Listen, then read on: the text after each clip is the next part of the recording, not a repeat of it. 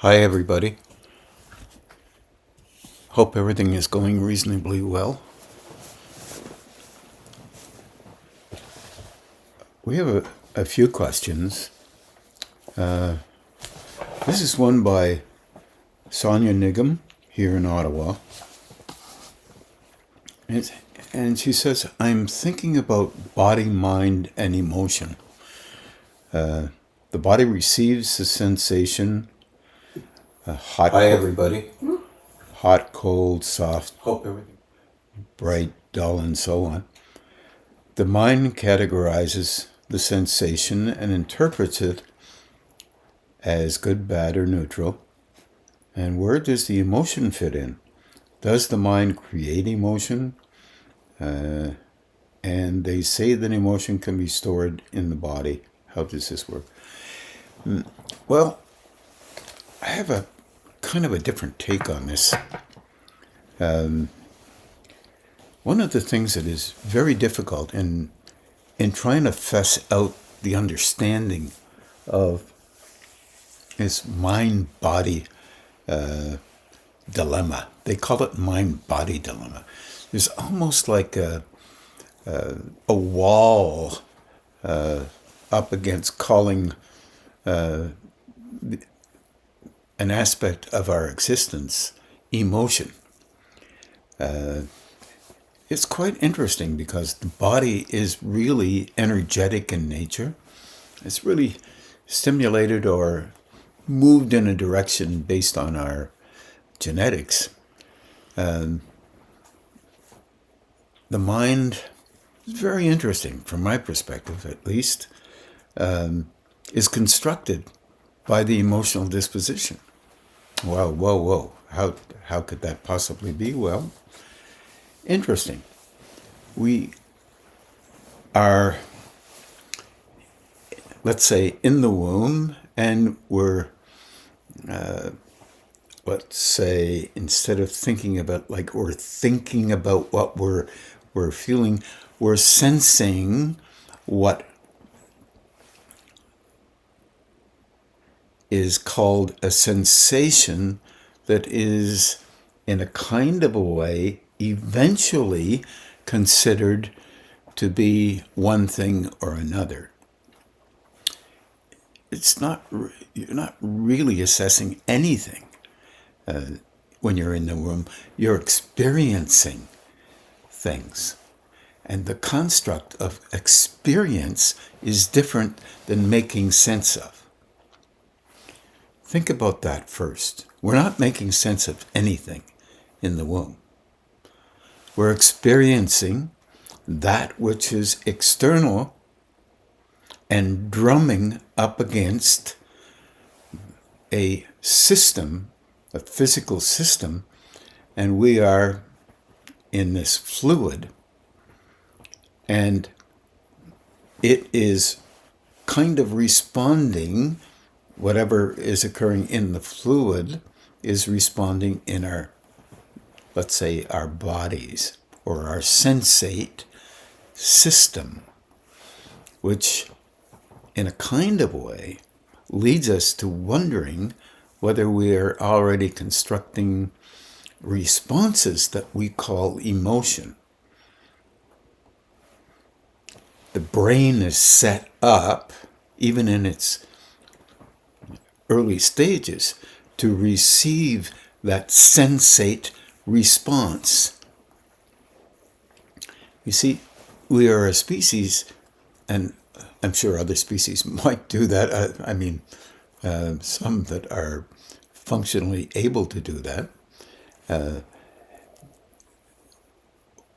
We call things, we define things, and therefore we define assessment as making sense of. Yeah, but when you're in a different level of engagement with assessment, you're not making sense of anything. Meaning, when you're in the body, your brain is not saying, let me figure this out. I am receiving emotion here, or a sensation that later I'll call emotion. The brain's not is doing a reflexive thing as brains do, and the mind has not been constructed yet. It's my consideration at this point that there is a reflex occurring that will be called, at the level of response, that response will begin to be called emotion. It's energy in a way. So you come out of your mom's body, and the first thing you're engaged with is trying to make sense of this world. You see, this is how we speak. But we're not trying to make sense of anything. We're trying to align with what is there, and eventually we'll be trained to call it something. And if you have a reaction, you'll call it an emotional reaction, one could say. But first of all, your physical body is made up of energy, and your reactive engagement is an energetic response to a stimulus. And it hasn't yet been called by you emotion. The brain has activated, probably the amygdala, and might be stimulating the prefrontal lobes. It's possible to get you into a state that will eventually be used for the purpose of making sense of something based on what you have learned already. So you're constructing kind of a membrane, no pun meant, a membrane that we will call brain. It's a complex system. But you're constructing that with movement, energetic movement that we are calling emotion at that point. You might say that's conjecture, yes, because I don't remember exactly that, and I would have to agree with that. But when you think about it, then you realize that your thinking process is a constructed process. You have words that define things according to what you have considered or read, and you call those things whatever you call them so that you can communicate with others about that thing that occurs in you. And through that, you begin to construct a recognition of a type and an awareness of a kind and a remembrance, a memory of the nomenclature that happens to go with those particular experiences. The mind-body emotion problem is significantly there because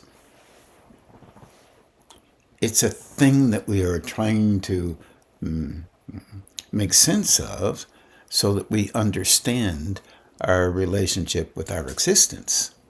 But we don't like this word emotion too much.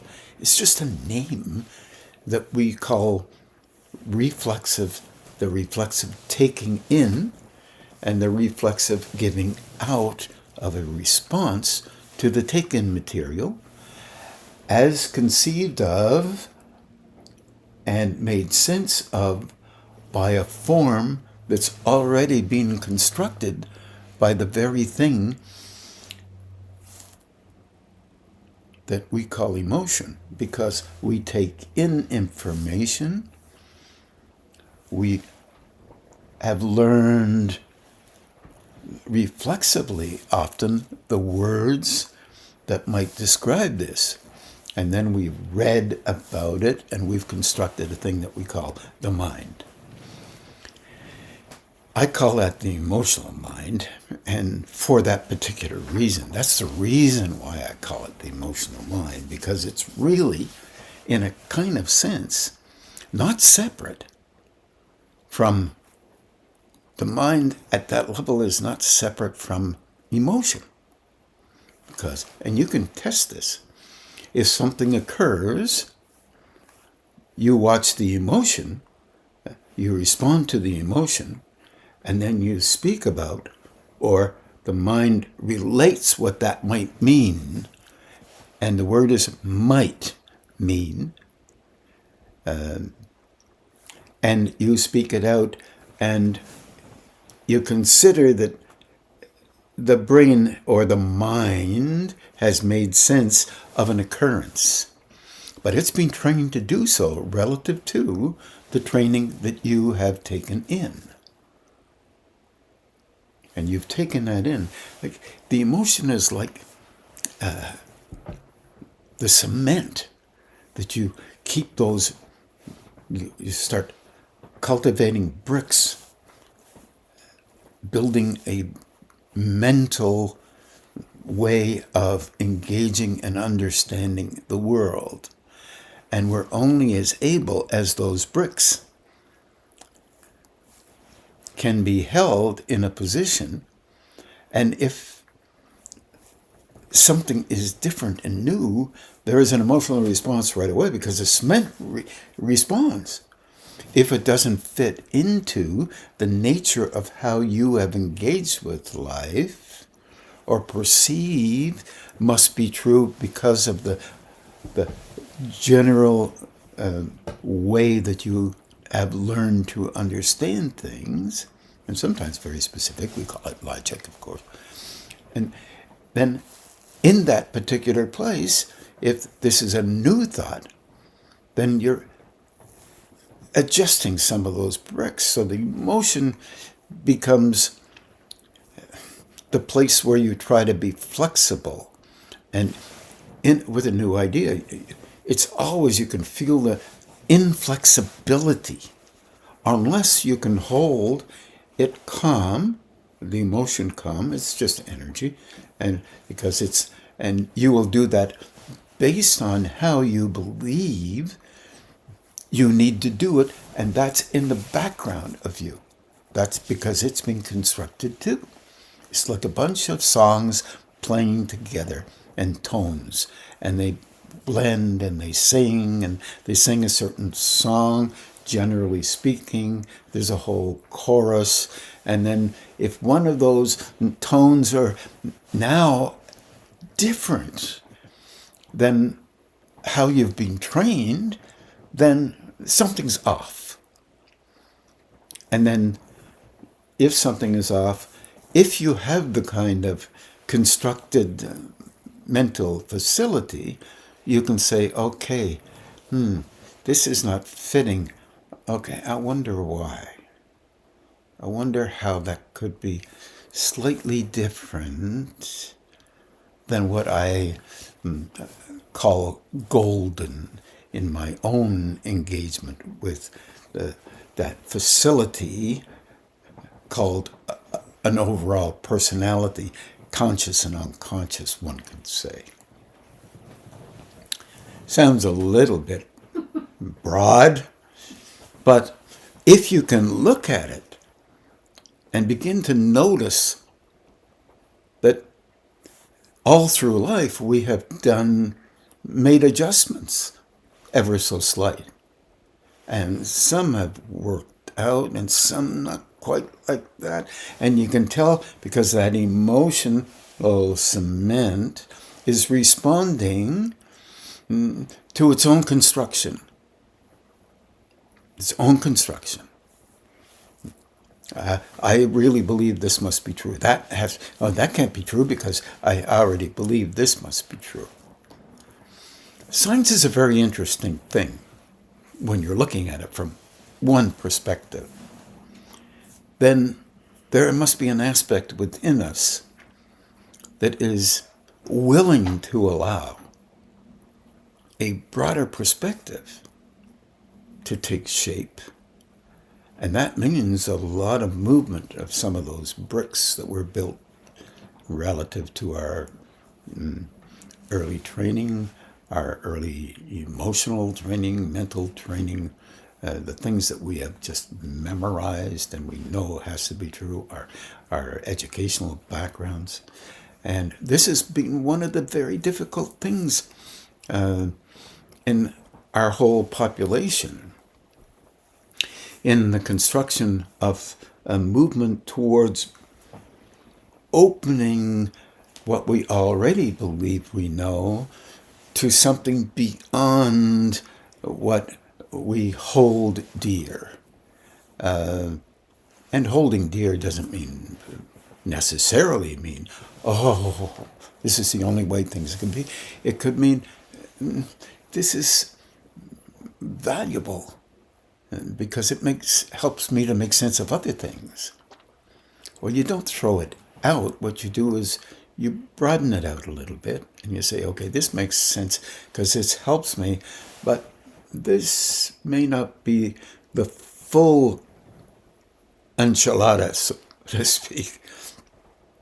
It's just a movement towards gaining a little opening so I can understand something beyond what is necessary in this past way of seeing the world. This is very difficult for us, to be honest, as human beings, because we tend to link back and self-protect to a large degree because emotion is part of that. But also, the way emotion tells the mind what it should think, because it's built with the emotion, the brain will throw out anything that doesn't relate exactly to how we believe, a stiffening of the wall of our way of engaging with life, the way we believe things have to be to make us feel comfortable. And this has always been a dilemma. Therefore, this construct of the mind-body problem, especially in relationship to what might come next, is the actual perception of a link with what might be called another level of mind, another level of emotion, another level of body ability. That, of course, is a little metaphysical and we've had a number of things constructed, especially in the 19th century and the early 20th century, where an attempt has been made to understand something that might be feeding the mind, feeding the emotion, feeding the body as an energy source that is different than what you might be used to. It's often called spiritual growth, but it can be called a meta-physical, meta-emotional, mental level, and a thing that might be construed as mind. A mind that might be universal, whereas anything in the level of our universe, no matter what it is, that has an ability greater than ours,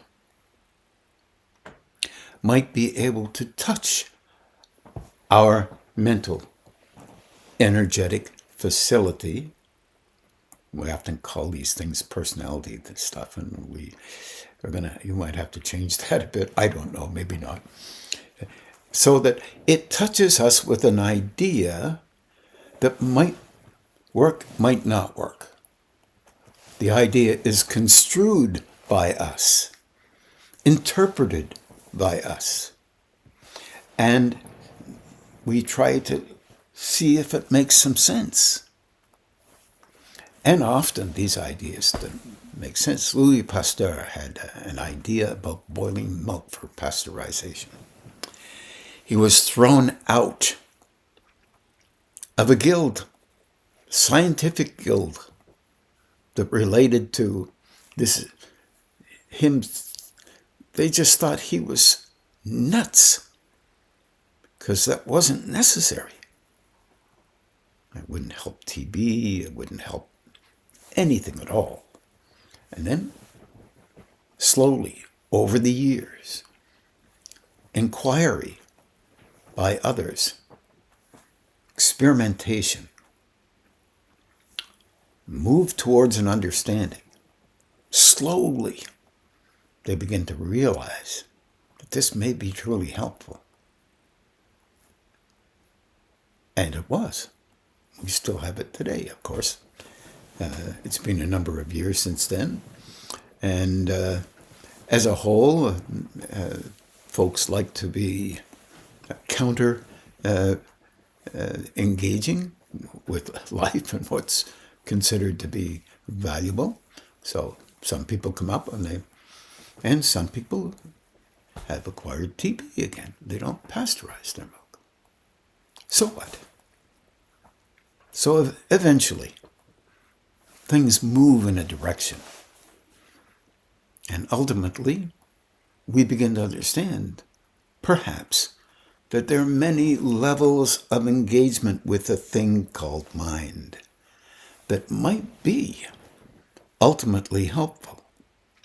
It is considered by some the same thing is true of emotion, where there is a softness and engagement with emotion so quiet that you become receptive in the mind because they're linked to things that are outside the understanding, the natural understanding of how we normally grow into making sense of things.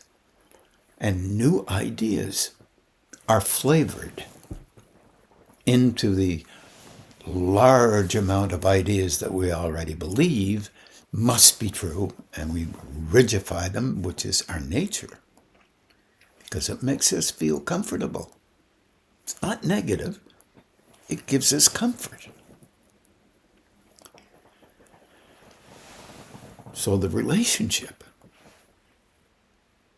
with emotion, with a thing we normally call mind that is closely related to our personalities and its capability and its cultivated abilities, different in different directions, and our bodies, because we happen to need these things on these planes to be recognized, because our inner sight is kind of blind to something other than what we can see, or you could say that a different way. We see what we see, and therefore that's all there is.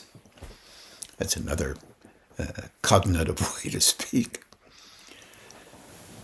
We have much to learn and much to re-understand, but this will likely go fairly slowly because you don't want to throw anything out that makes some sense to you at this moment until something else begins to make a different kind of sense, trying to go forward as opposed to maybe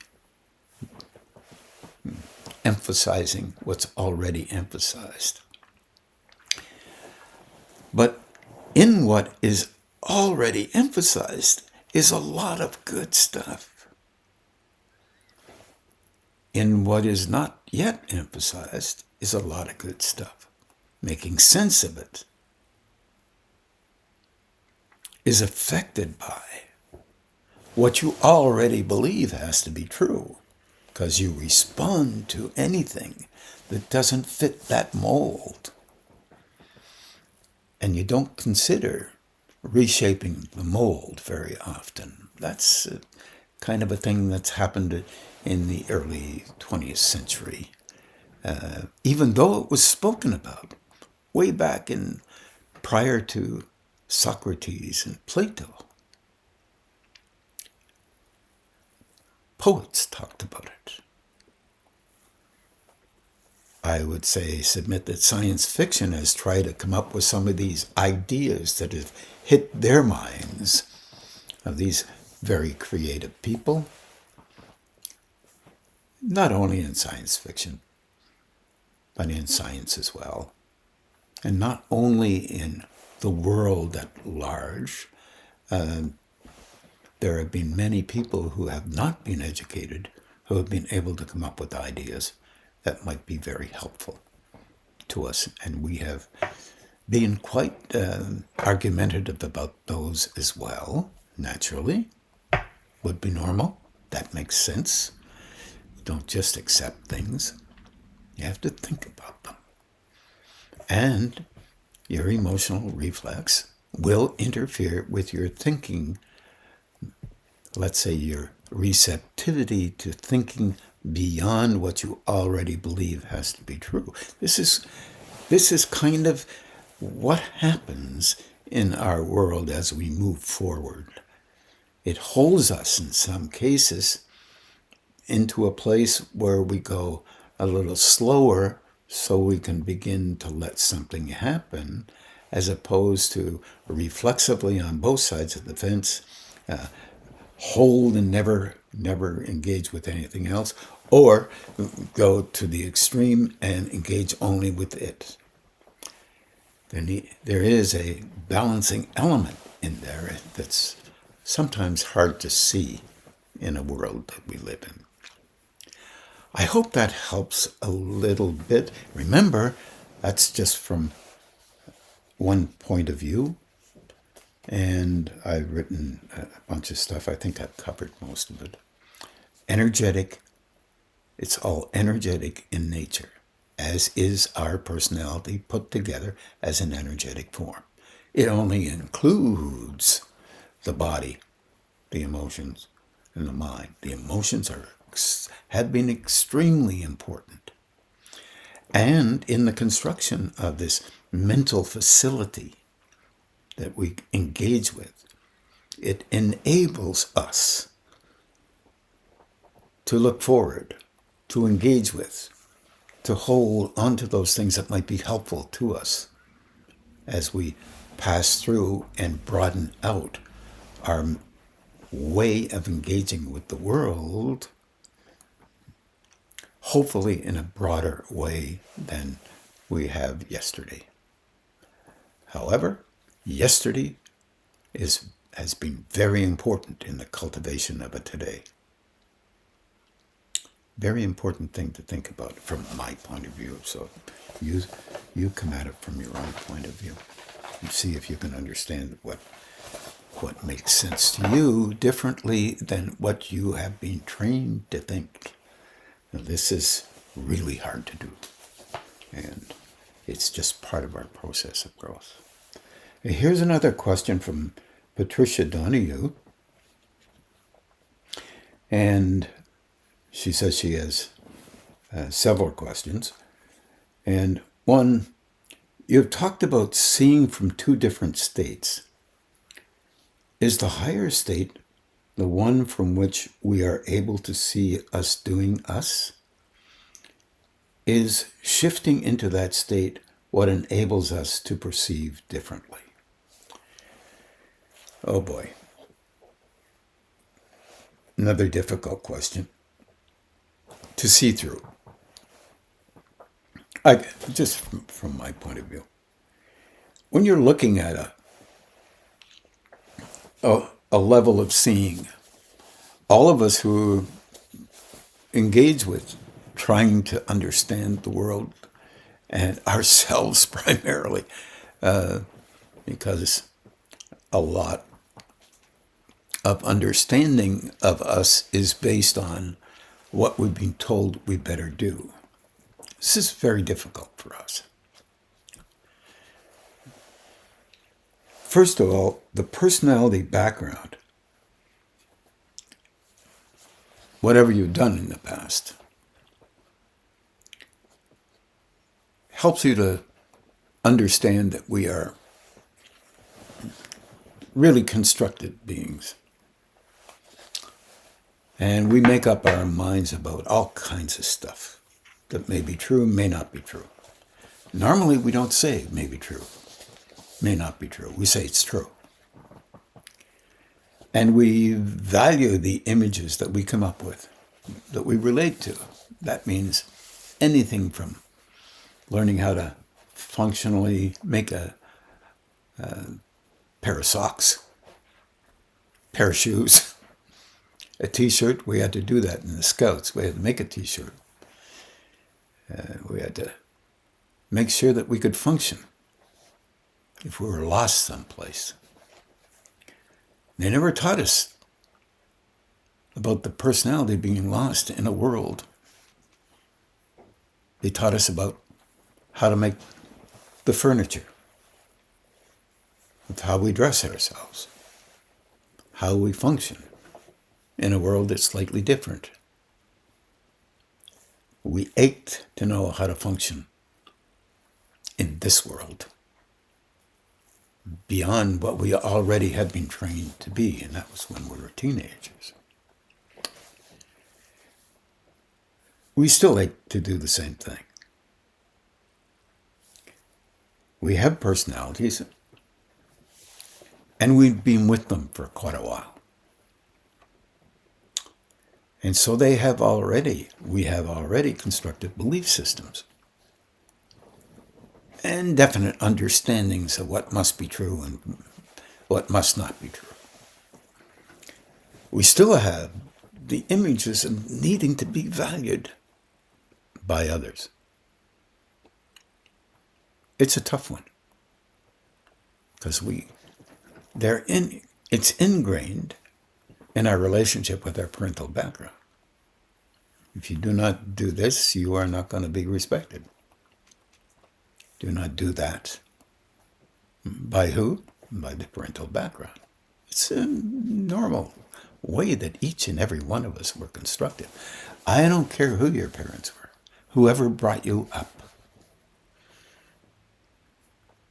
And that's reasonable, because that's common. Everyone has it.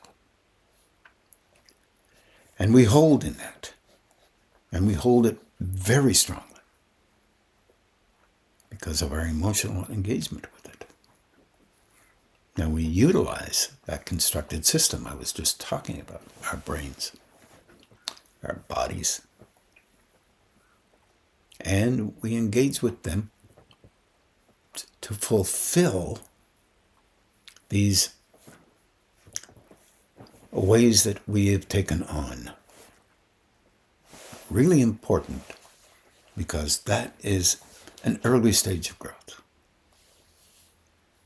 We're not very, unless you consider that 20th and 21st centuries, where they started to say, yeah, but there's more.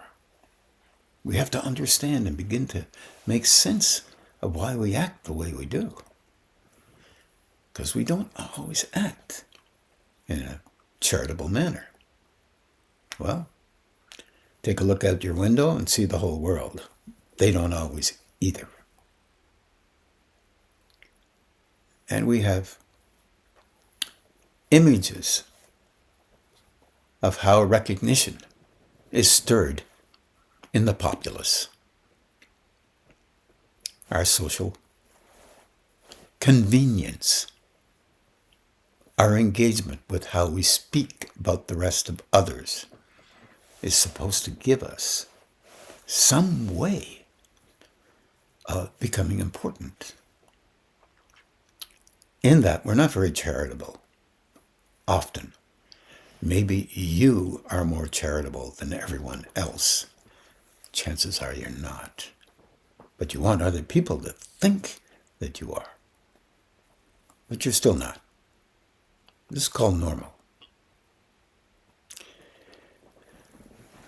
moving into an area where you can begin to be aware without judging you, but not missing the point that maybe you do this, whatever this is, so that you can allow yourself to have some credibility. We used to call it honesty and duty.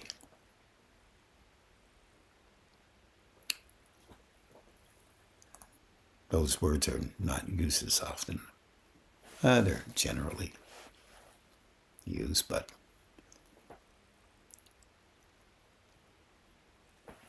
when you get into a place where you can watch yourself and understand that this is where you are, and you can't do a heck of a lot more than that, and then be honest with yourself, then you begin to get into a place where it's okay for you to be a human being. Not an idealized image of a form that is not real. This is a hard one for all of us as a human being, because we have idealization, as I was talking about a week ago, that is prominent within our, we have kind of idealized thinking. If you are like this, then you are that. If you are really important, if everyone in the world knows you, for example. That is a place that relates to the lower personality. And it's a need that we believe we've been trained to have. And I think to some degree that is what we've been trained to have. But in every family background is different. There are a lot of them who are similar, but often very different. And we spin around in these places and think that other people don't see it because we don't see it. But it's not necessarily true.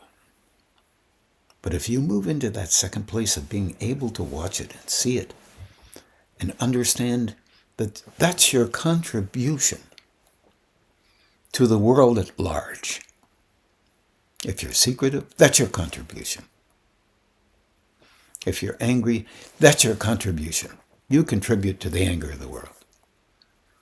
If you're loving for 2 days in a row, under 4 conditions, that's your contribution. If you are aware and are attempting to try and soften it down, that's your contribution. If you love yourself just the way you are and no one else is as able as you, that's your contribution. What is that? That is a contribution that you are selling to the world about how it should be. It means that all of us contribute in sometimes very constructive ways and sometimes not so constructive. Natural and normal. That means you're a human being. Finding that element of humanity in a constructive way and recognizing when it's not that constructive is helpful in the creating of a different place. And I think I talked about this meeting place where there's an act of honesty. Not the one you think you are, but the one you're seeing is broader than the images that you're selling. This is not so simple. As a matter of fact, it's very difficult. Because we are ingrained with the idea that once we see something, we have to beat it up. If we're like so-and-so, in some small way, know it soften it down a little bit. You be a little bit different. You're trying to get a middle ground there. And here's the reason why. If you can be honest about that, suddenly you leave a space where you're not defending everything in the construct of you so that you can remain the same. This has to slip from the mind into the heart, into the emotion. Has to be a part of what you really honestly are trying to be. Even if it's only 1 out of 10 times in a day, it will move to 2. Eventually, you're doing it for you, not to be noticed by others. When that day occurs, that movement, when you are doing it for you to be helpful to you, to the best of your ability, because there'll be places where you won't be able to do it. That's not the issue. The issue is beginning to do it.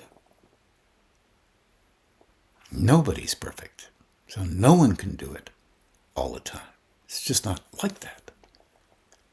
But understanding you as you are opens a whole world of allowing yourself to perceive that which is in and around you on a mind level, emotional level, even a physical level. It's an awareness thing. And in that place, that higher state can be noticed by you different than you noticing your personalized version of the images that you express for the purpose of being a you that you believe is the only you you can be or would be. Wow. Not a bit of wonder it's difficult for most human beings. And it takes eons of time because we don't just do this automatically. We're so used to be engaging with how we believe the importance of what we express is in our life because it has been important from our perspective. Don't take that away from you. Recognize that that is how it has been. So you're not negating you at all. You're looking at it and understanding this may not be as helpful as you want it to be so that you don't leave it.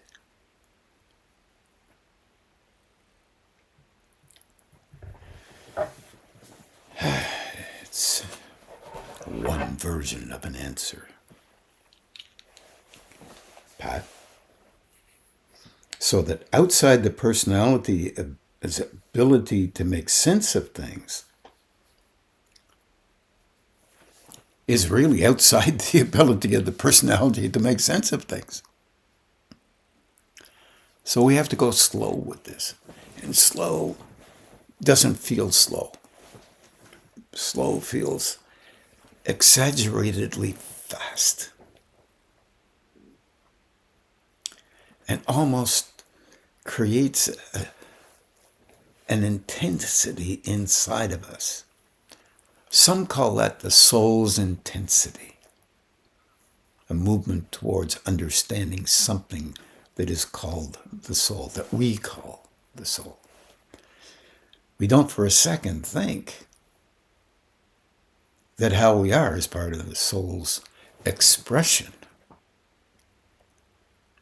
which it may be, so that those things that are in the soul as a reservoir of growing energetic engagement with your ability to handle energy operating through you gently, respectfully, calmly, without you doing anything at all except being available at the level that you can attain without you putting anything into it. That's a soul level. You see how difficult that would be. Not putting anything into it.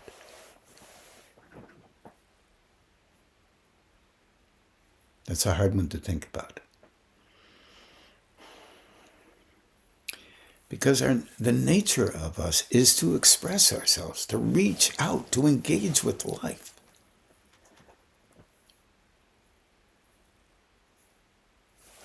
So that there's something that you can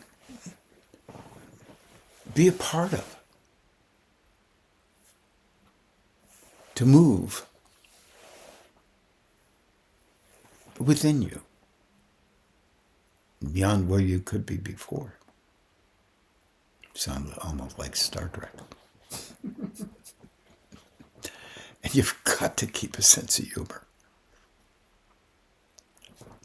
And without disrespect, calm your great need to be the only person that's important in existence, or being miserable. It's not necessary. Either one. It's a hard sell because our training is so strong. So I think I talked about that. We talk about seeing from two different states. Actually, it's seeing from the state of the personality and its engorgement with the realization that it's all it has, and the engagement with being okay with seeing how you do things and recognizing that a deeper understanding and a deeper link with observing and trying to be helpful to yourself to the best of your ability. Like I said before, none of us can do this perfectly. It's just the way it is.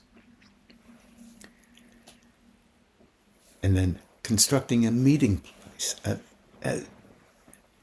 a middle ground, not in your personality, but while observing your personality. That's construction of the middle ground. So you can link up with the higher state, and it will not always agree with you. So practice that. I don't always agree with what I say. It's an interesting thing. Then why say it? Because it's a reflexive thing to speak to others. Unless you can pull back a bit into that middle space and wonder why you would say what you say. And when you do say it, if you don't agree with it, tell the other person, just a minute, I don't agree with that.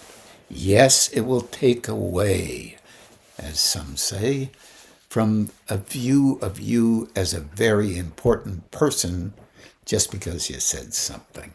And you will tend to defend it. It's the nature of us. But you will open your mind and recognize that which has trained you to do what you do just because you are seeing it. And it's okay. It doesn't make you a bad person.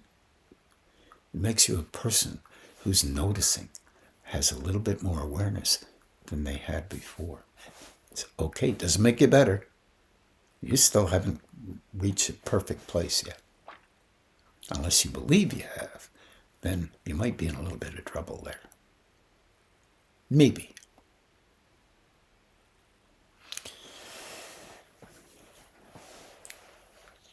So the next question, when someone I was close to has passed on, I often wonder where the person I knew, their personality, and its images of self has gone. You told me that for yourself, you still feel connected to them. Yes, I do, Pat, through memory. Through memory. It's not necessary to constantly align with them. But you connect through memory, through remembrance.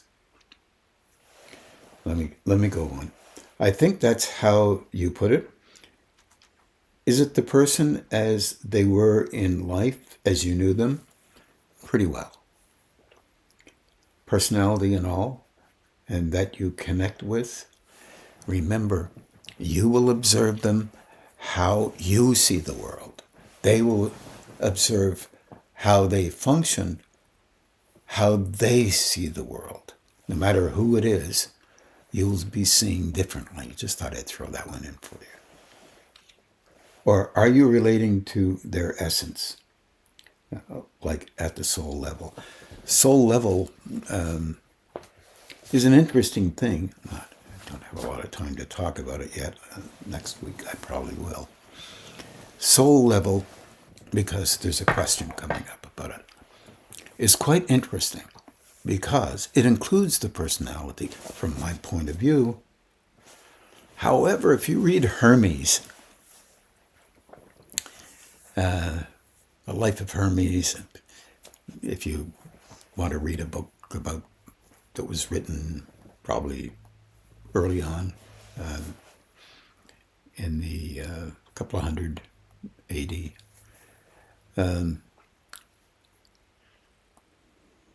and translated 100 times and moved around like everything else is through translation. If you want to read that kind of a thing, I can give you a name of a book. Let me know, and I'll try to give it to you. All you have to do is look up Hermes, and it'll probably have that book there. But if not, I'll give you the name of it. It was considered separate from here. Separate from here. Different than how you function. From my point of view, there are many levels of engagement that go on after death. For some. I think also many engagements with lifetimes for purpose that relates to shift and change in the amount of energy that can operate through you for a purpose. And that is the construction of a form that has energy able to operate through it. And normally I talk about the Sephiroth or the chakras under those conditions. Different tonal engagements can occur in any one of the chakras, and various tones can occur in any of the chakras. To have an ability to have a single chakra, you and I as we have a single chakra through energy can operate through, and we will include our perception of what is happening in there and not interfere with the energy operating through, is kind of a science fiction dilemma when we look at our world and our capacity and our growing and our levels of function. So it's hard to make sense of. Next week, I'll try to talk about that. In that, the soul, those chakras are part of the soul's engagement. At the same time, if you can connect this one, there is a knowing capacity within that can be within us for the purpose of engaging with the constructed system we call personality, so that an aspect of that higher state can speak to us directly as if it were our soul, because operating in us. But you have to remember, the concepts of soul, personality, other concepts that maybe others believe in, other levels of understanding, are created by us so that we can communicate. Even our belief systems around what those words mean are created by us relative to a belief or perceptions that we have engaged with. Therefore, words are used to describe that. That's it. That's what we do. And that's what we have learned to do. And this is a method of engaging with existence, with others. It's a socialization theme. We don't look at things like that, generally. We look at them as if these are eternal truths.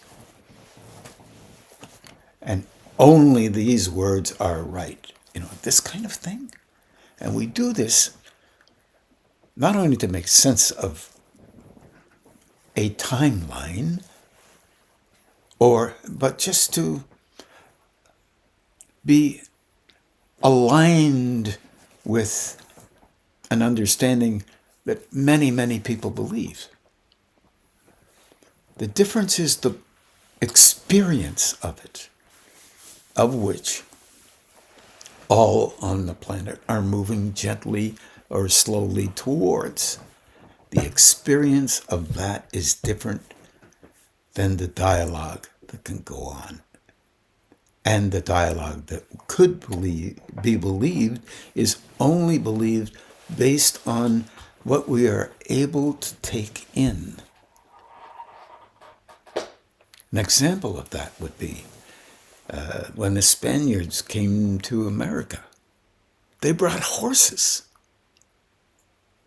And they got on these horses and they would ride like crazy. This is one belief. And the Aztecs were looking at this as if this is crazy. How can they ride those monsters?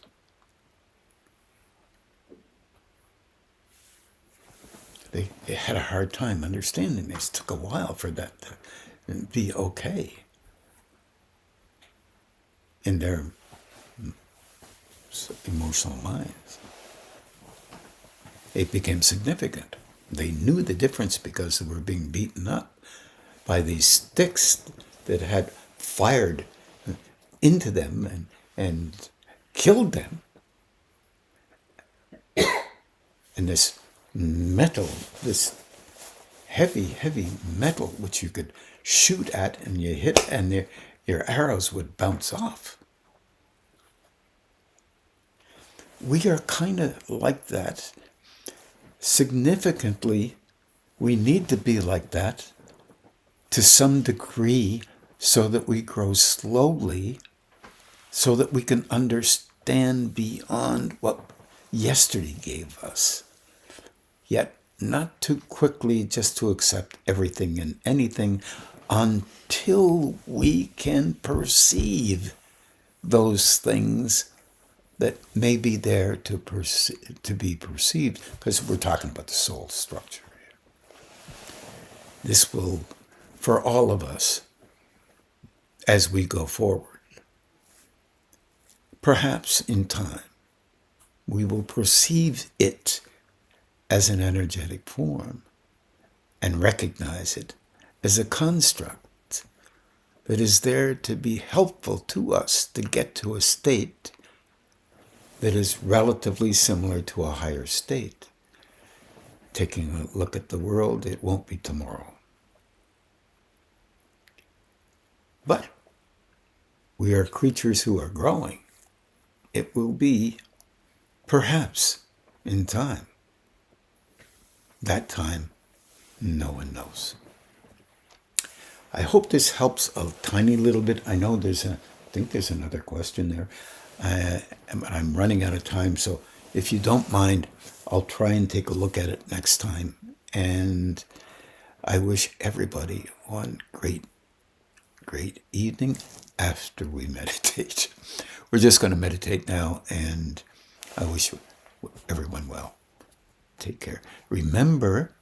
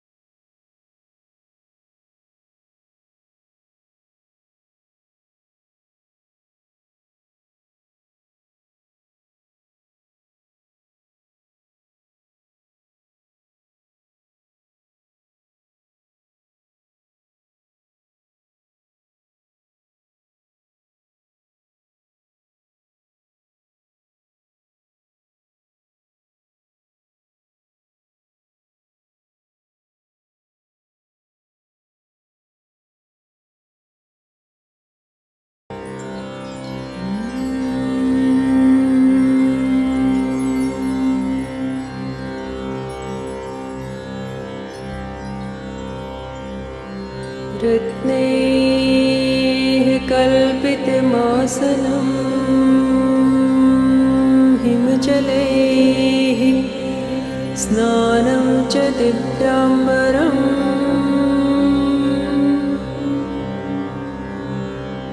नानारत्नविभूषितं मृगमदामोदाङ्कितं चन्दनम्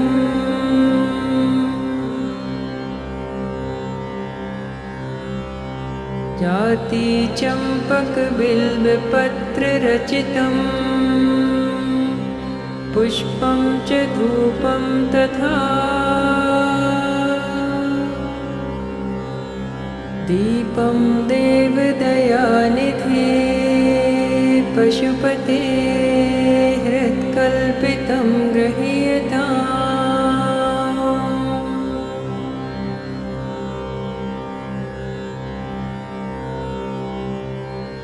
सौवर्णेन नवरत्नखण्डरचिते पात्रे घृतं पायसम् भक्ष्यं पञ्चविधं पयोदधियुतं रम्भाफलं पानकम्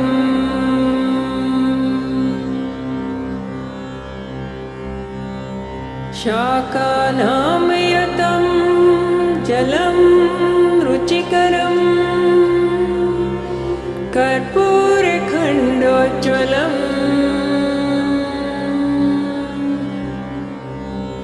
ताम्बूलं मनसा मया विरचितं भक्त्या प्रभो स्वीकुरु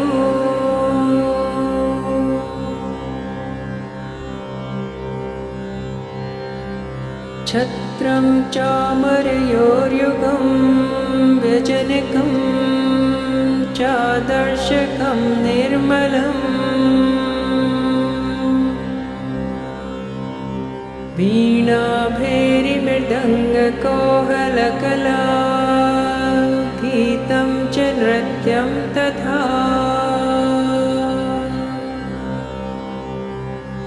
साष्टाङ्गं प्रणतिः स्तुतिर्बहुविधा एतत् समस्तं मया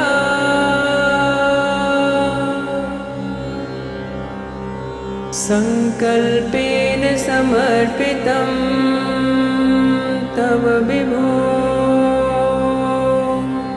पूजां ग्रहाण प्रभो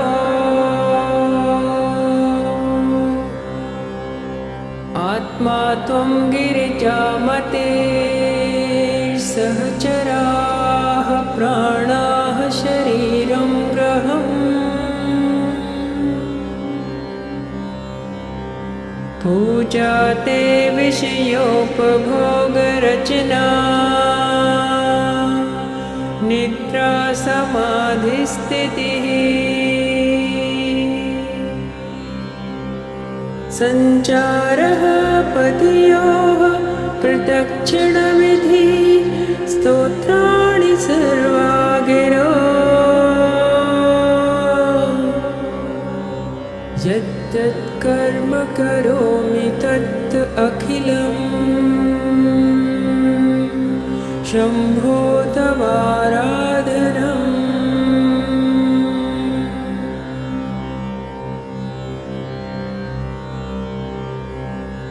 करचरणकृतं वा कायजं कर्मजं वा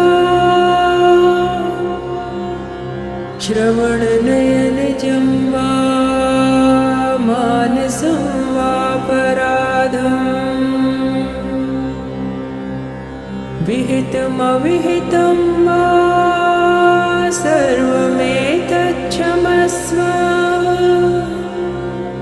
जय जय करुणाब्धे श्री महादेव शम्भो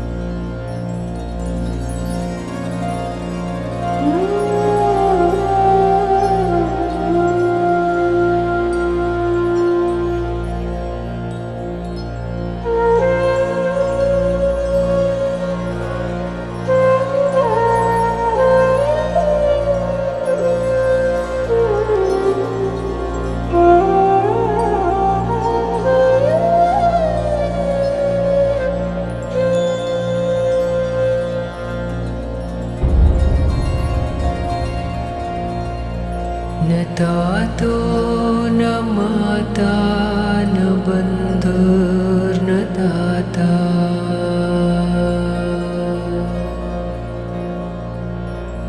न पुत्रो न पुत्री न भृत्यो न भर्ता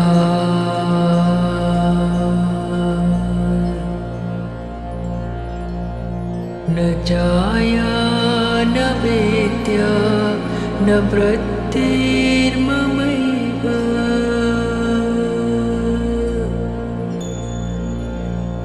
गतिस्त्वं गतिस्त्वं त्वमेका भवानी गतिस्त्वं गतिस्त्वं त्वमेका भवानी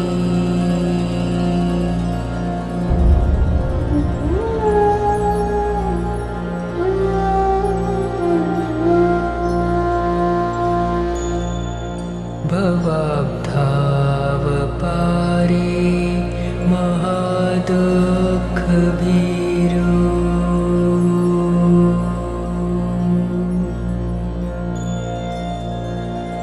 प्रपात प्रकामी प्रलोभी प्रमद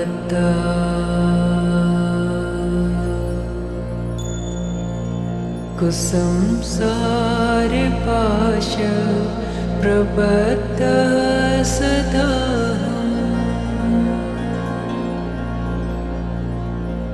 गतिस्त्वं गतिस्त्वं त्वमेका भवानि गतिस्त्वं गतिस्त्वं त्वमेका भवानि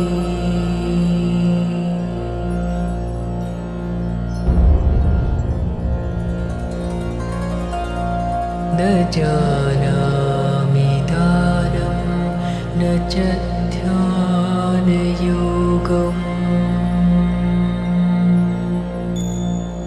न जानामि तन्त्रं न च स्तोत्रमन्त्रम्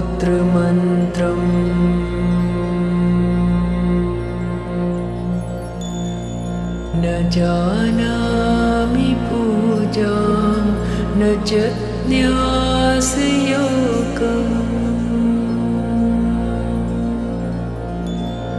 गतिस्त्वं गतिस्त्वं त्वमेका भवानि गतिस्त्वं गतिस्त्वं त्वमेका भवानि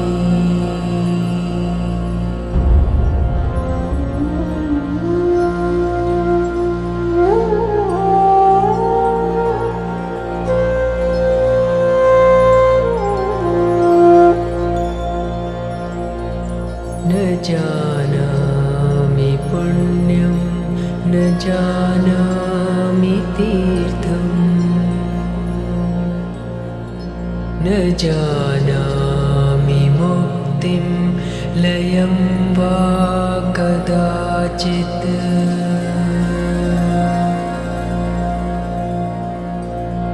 न जानामि भक्तिं व्रतं वापि माता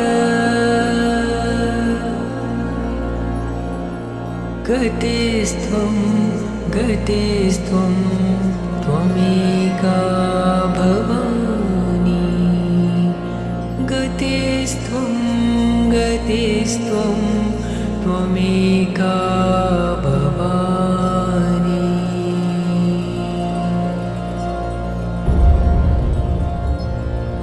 कुकर्मी कुसङ्गी कुबुद्धि कुदास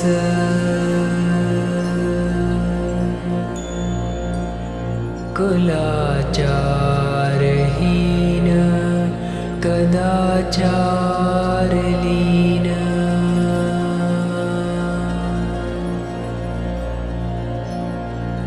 कुदृष्टि कुवाक्य प्रबन्ध सदाहम्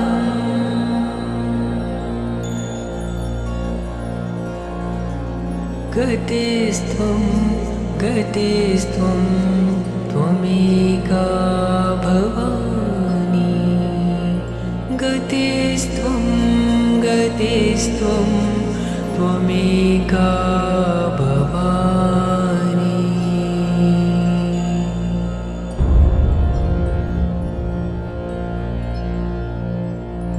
प्रजेशं रमेशं महेशं सुरेशं दिनेशं निशीथेश्वरं वा कदाचित्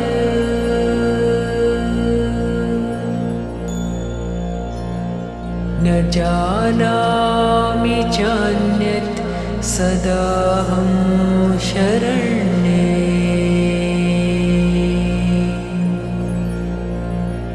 गतिस्त्वं गतिस्त्वं त्वमेका भवानि गतिस्त्वं गतिस्त्वं त्वमेका भवानि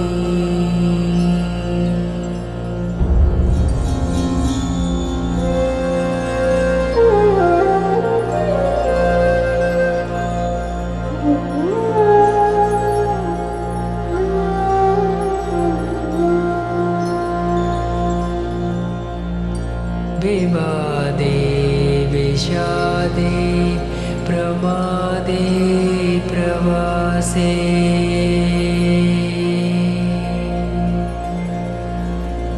जले चानले पर्वते शत्रुमध्ये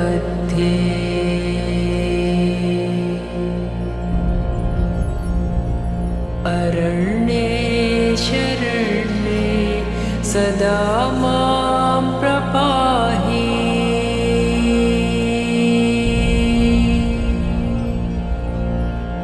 गतिस्त्वं गतिस्त्वं त्वमेका भवानि गतिस्त्वं गतिस्त्वं त्वमेका भवानि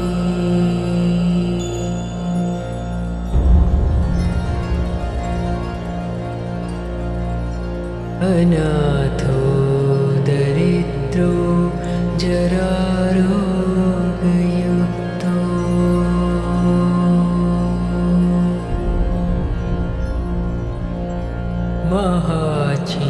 महाक्षीणदीन सदा जाड्यवक्त्रा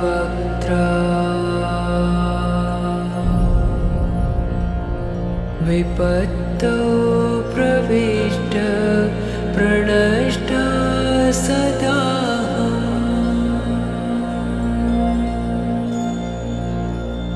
गतिस्त्वं गतिस्त्वं त्वमेका भवानि गतिस्त्वं गतिस्त्वं त्वमेका भवानि गतिस्त्वं गतिस्त्वं त्वमेका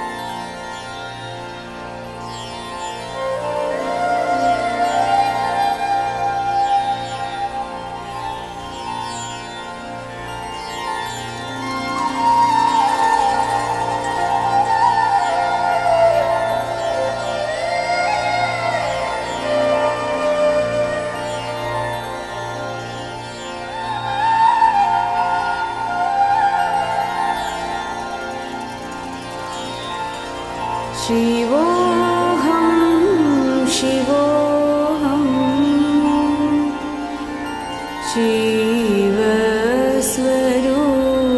शिवस्वरूपोऽहं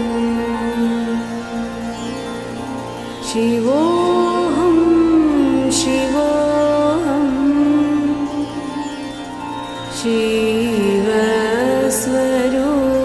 शिवस्वरूपोऽहं नित्योऽहं शुद्धोऽहं बुद्धोऽहं मुक्तोऽहं नित्योऽहं शुद्धोऽहं बुद्धोऽहं मुक्तोऽहम्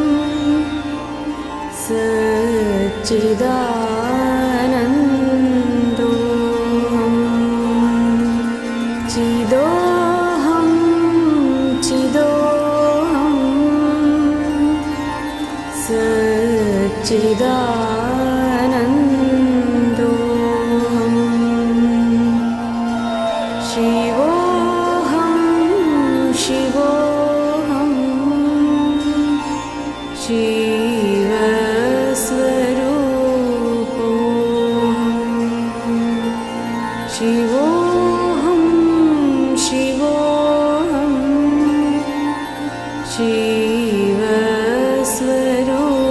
शिवस्वरूपोऽहं नित्योऽहं शुद्धोऽहं बुद्धोऽहं मुक्तोऽहं नित्योऽहं शुद्धोऽहं बुद्धोऽहं मुक्तोऽहं शिवोऽहं शिवोऽहं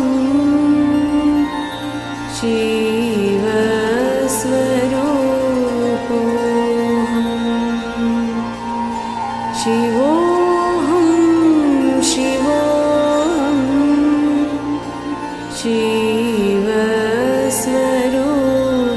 शिवस्वरूपोऽहं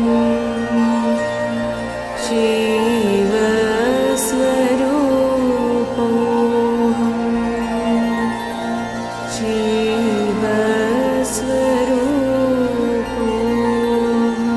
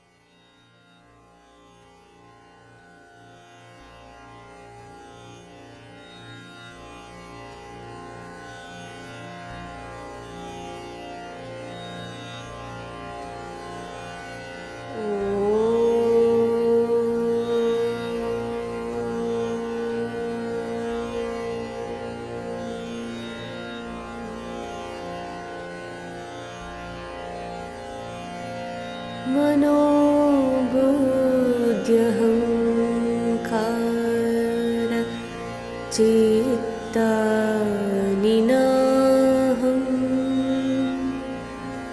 न च श्रोत्रजिह्वे न च घ्राणनेत्रे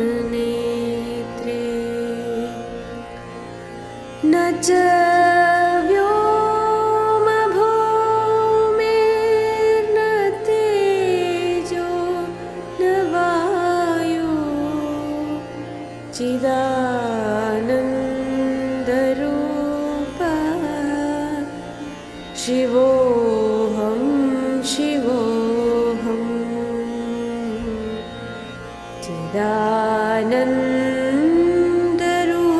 चिदानन्दरूपः शिवोऽहं शिवोऽहं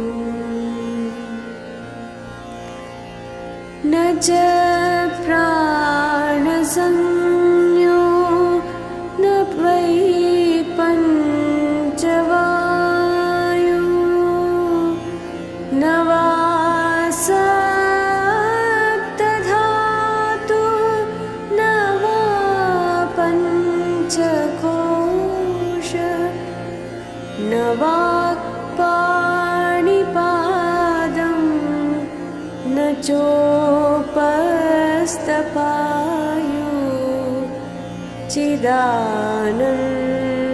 चिदानन्दरूपः शिवोऽहं शिवोऽहं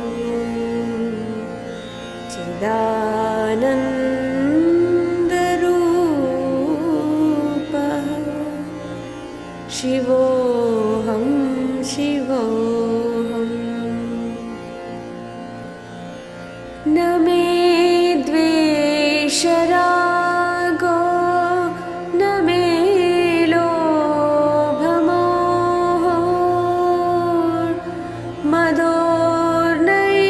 मदोर्नैव मे नैव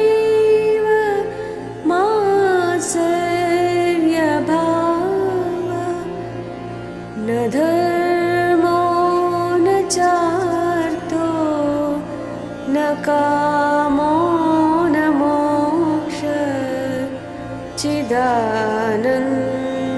चिदानन्दरूपः शिवोऽहं शिवोऽहं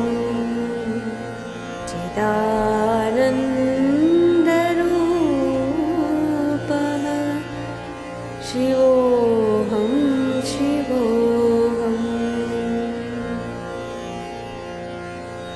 न पुण्यं न पापं न सौख्यं न दुःखं न मन्त्रो न तीर्थं न वेदा न यज्ञ अहं भोजनं नैव भोज्यं न भोक्ता चिदानन्दरूपः शिवोऽहं शिवोऽहं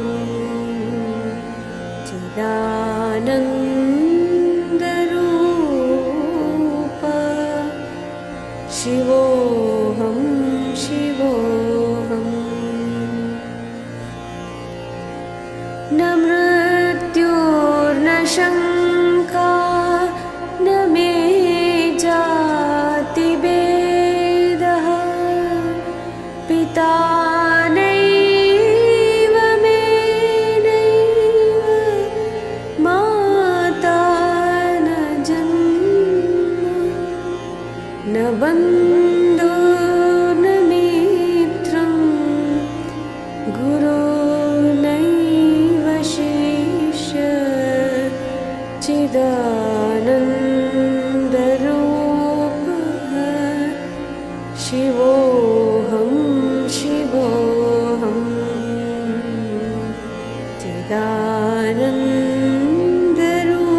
चिदानन्दरूपः शिवोऽहं शिवोऽहम् अहं निर्विकल्पो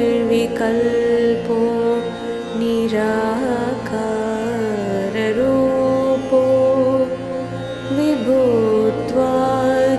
सर्वत्र सर्वेन्द्रियाणां न च सङ्गतं नैव मुक्तिर्न मेया चिदानन्दरूपः शिवोऽहं शिवोऽहं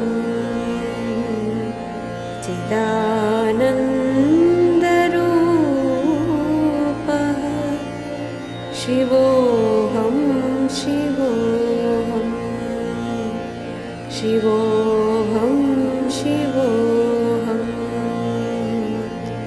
शिवोऽहं शिवोऽहम्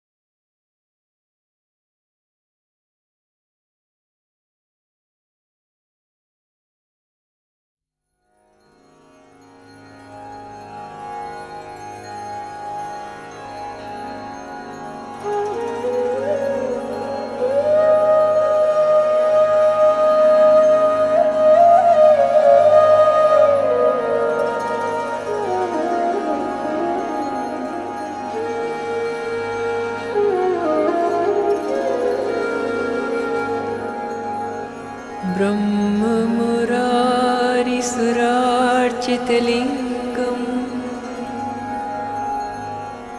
निर्मलभासितशोभितलिङ्गम्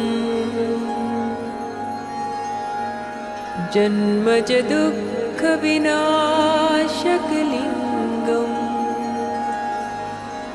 तत्प्रणमामि सदा शिवलिङ्गम्।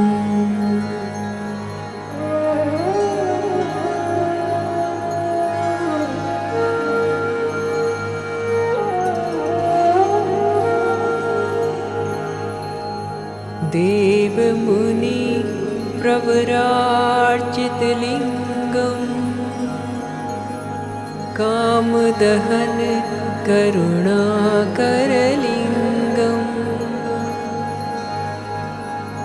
रावणदर्पविनाशनलिङ्गम्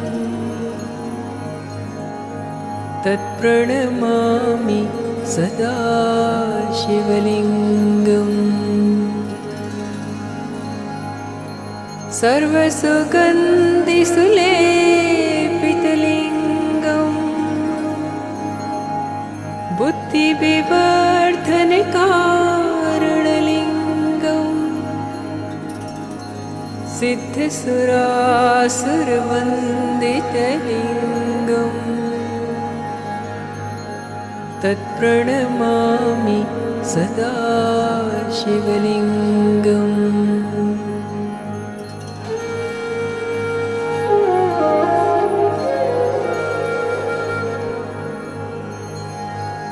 कनकमहामणिभूषितलिङ्गम् फणिपतिवेष्टितशोभितलिङ्गम् दक्षसुयज्ञविनाशकलिङ्गम् तत्प्रणमामि सदा शिवलिङ्गम्। कुङ्कुमचन्दनलेपितलिङ्गम् पङ्कजहारसुशोभितलिङ्गम् सञ्चितपापविनाशकलिङ्गम् तत्प्रणमामि सदा शिवलिङ्गम्।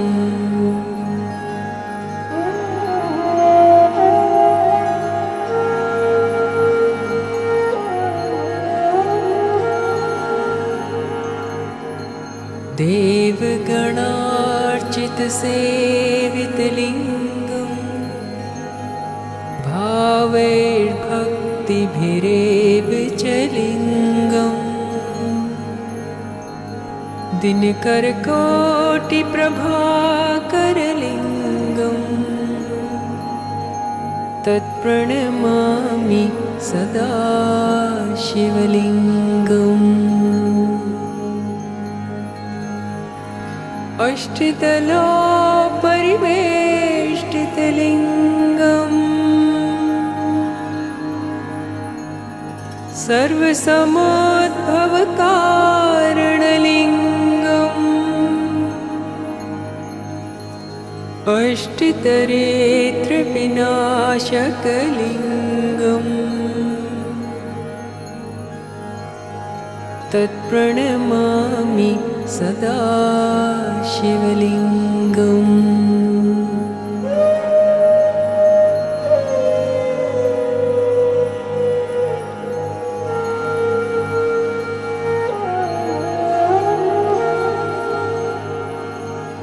सुरगुरुसुरवरपूजितलिङ्गम् सुरवनपुष्पसदार्चितलिङ्गम् परमपदं परमात्मकलिङ्गम् तत्प्रणमामि सदा शिवलिङ्गम्।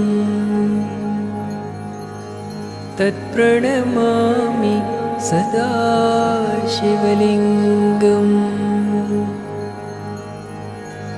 तत्प्रणमामि सदा शिवलिङ्गम्